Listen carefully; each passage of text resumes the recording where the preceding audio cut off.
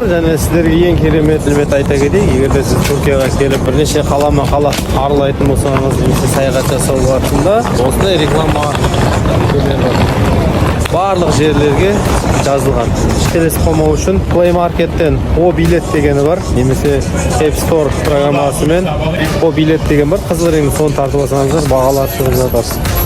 Мына Улуғдағы деген сол фирмалардың ішінде Улуғдағы деген ең арзандардың бірі. Қалай болыңыздар, бұл жерде барлық адамдар тартып, үстінен ақша жеп, сондай мәліметтер жасайды.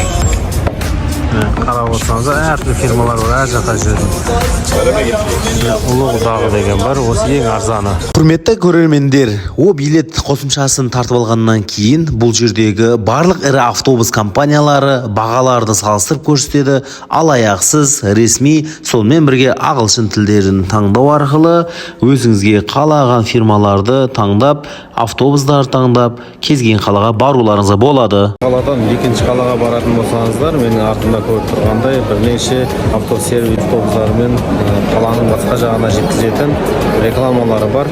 Бұл жерде дамып кеткен. Бір қаладан екінші қалаға бару үшін осындай адамның қан тамыры секілді өте керемет Mercedes автомаркалы, ішінде телевизоры бар, тамақтары, суы барлығы қарастырылған.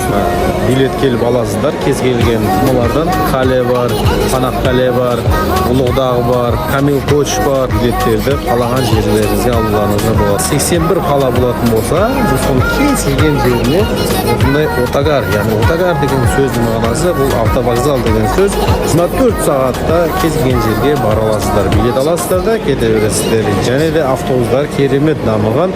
Бұл жерде самолет, аэропорт бағасы өте қымбат. Алайда осы автобустармен жүретін болсаңыздар, заман талабына сай, қиналатындай емес. Соның негізінде Атқан қалаға баруларыңызға болады.